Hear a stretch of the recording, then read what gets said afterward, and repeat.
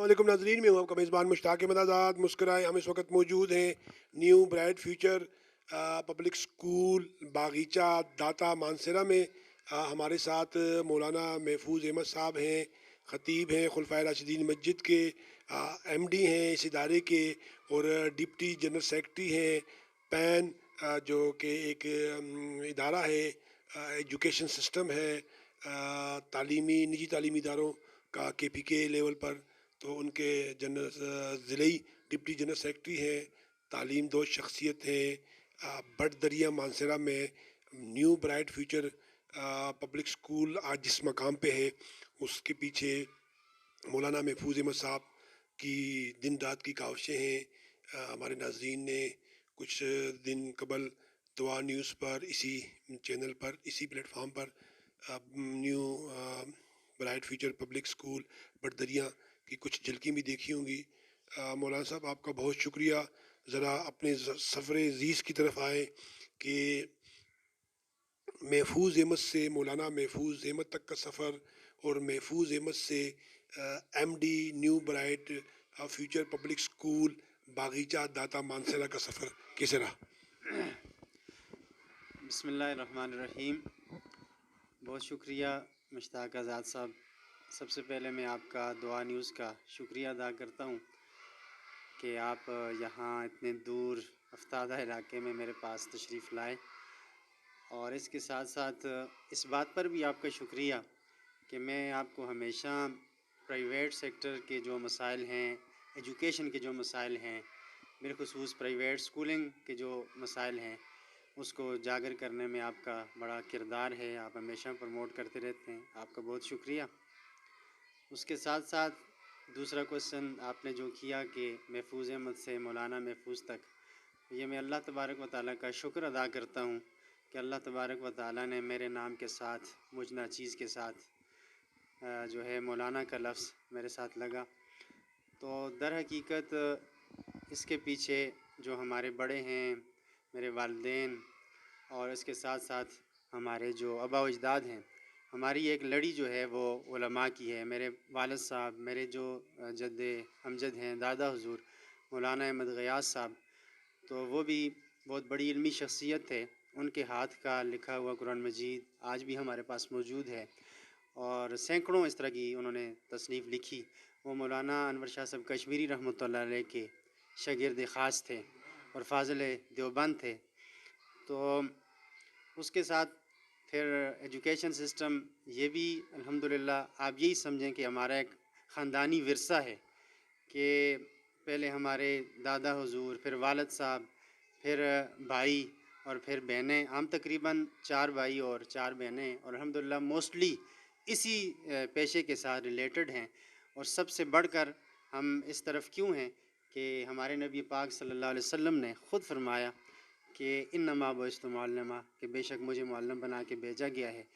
तो फिर हमने इस शोबे को चुना, और ये जो ब्राइट फ्यूचर स्कूल जिस इदारे के अंदर आप तशरीफ़ लाए हैं, ये 96 के अंदर मेरे भाई ने जरेद के मकाम पर, रशीद अहमद हक सार ने वहाँ इसकी बुनियाद रखी, हमारा जो गांव है।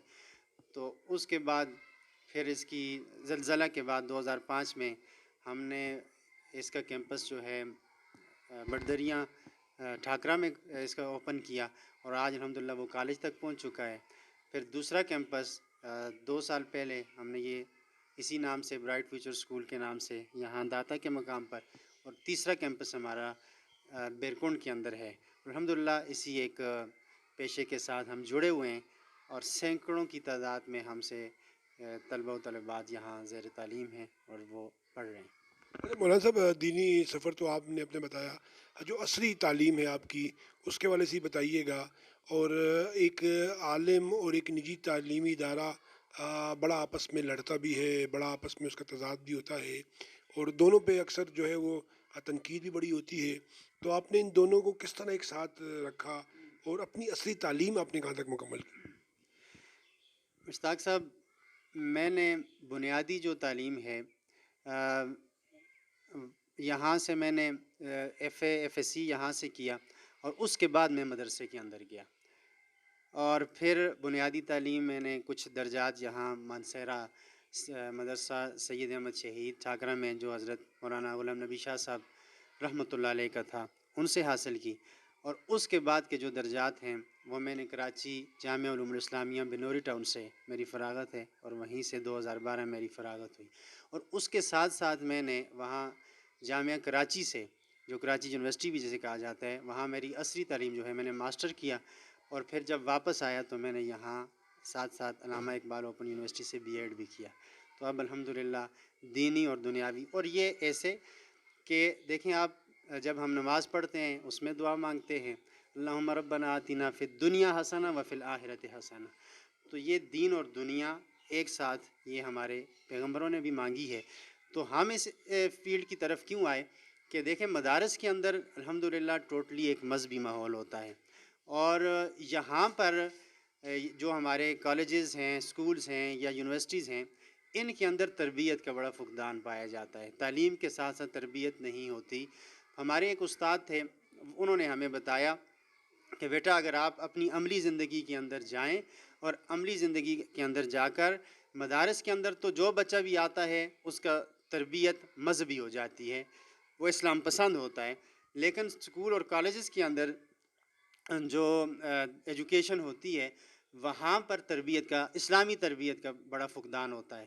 تو آپ ایسا کریں کہ آپ کو عملی زندگی کے اندر اگر کبھی موقع ملے تو آپ ان اداروں کی طرف جائیں، اور وہاں جا کر آپ وہاں کے جو طلبہ و طالبات ہیں ان کو اسلامی طرز زندگی اور اسلامی تربیت کریں. تو اسی چیز کو مد نظر رکھتے ہوئے پہلے سے بھی ایک پلیٹ فارم ہمارے پاس موجود تھا، تو پھر ہم یہاں اس فیلڈ کے اندر آئے.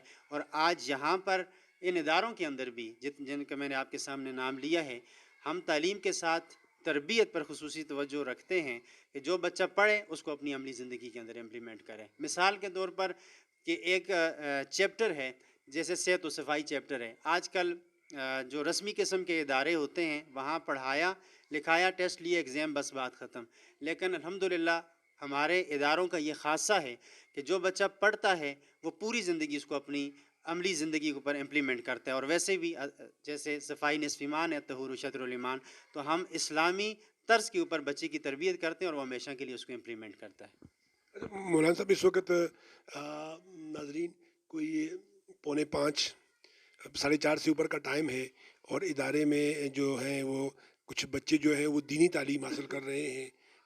کیا آپ نے ساتھ میں ایک مدرسہ ٹائپ بھی اس کو بنایا ہے؟ ایک تو میرا آپ سے یہ سوال ہے. دوسرا یہ کہ آپ برائٹ فیوچر میں ایسی کیا چیز نہیں دے رہے ہیں جو آپ سمجھتے ہیں کہ دیگر ادارے اس طرف توجہ کم دے رہے ہیں؟ مشتاق صاحب، یہ جو ابھی آپ کو آواز آ رہی ہے یہ ہمارا نہ صرف یہاں پہ مدرسہ ہے، بلکہ جو ہمارا وہاں ٹھاکرہ کے اندر کیمپس ہے اس کے ساتھ بھی ہمارا مدرسہ ہے. اور تیسرا مدرسہ ہمارا میری سسٹر کا، وہ بیرکونڈ کے اندر ہے، الحمدللہ وہ وہاں پر کام کر رہے ہیں. تو ہمارا جو فوکس ہے، میں نے آپ کو پہلے بھی بتا دیا کہ اسلامی تعلیمات کے اوپر، کہ بچوں کی ہم جو تربیت ہے وہ اسلامی طرز کے اوپر کریں. چونکہ آج کل ہمارے معاشرے کے اندر ہم نے ایسے بچے بھی دیکھے ہیں کہ جو بچے جن کا اگر والد فوت ہو جاتا ہے تو ان کو جنازہ پڑھنا نہیں آتا، اور وہ منہ چھپاتے ہیں، پیچھے کھڑے ہوتے ہیں. ہم نے خود اپنی آنکھوں سے دیکھے. تو ہم یہ چاہتے ہیں ہمارے اداروں کے اندر، ہمارے اس ادارے کے اندر ایسے بچے پیدا ہوں کہ جو نہ صرف دنیاوی تعلیم کے اندر عبور رکھیں، بلکہ اس کے ساتھ ساتھ جو دینی ہماری تعلیمات ہیں اس سے بھی آراستہ اور پیراستہ ہوں. اور یہ جو ابھی آپ کو آواز آ رہی ہے، ہمارا فرسٹ ٹائم میں سکول، سیکنڈ ٹائم میں مدرسہ، اور پھر ٹیوشن. یعنی بچہ جب صبح آتا ہے، ہمارے پاس ایسے بچے بھی ہیں کہ جو صبح 8 بجے آتے ہیں، اپنا لنچ لے کے آتے ہیں، پھر وہ ٹیوشن پڑھتے ہیں، پھر مدرسہ پڑھتے ہیں، اور شام کو یہاں سے 5 ساڑھے 5 بجے جاتے ہیں.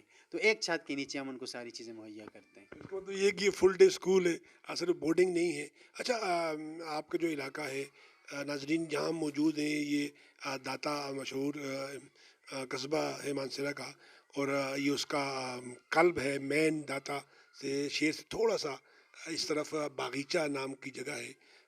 تقریباً کوئی 1.5 کلومیٹر روڈ سے یہ مضافات میں ہے ناظرین.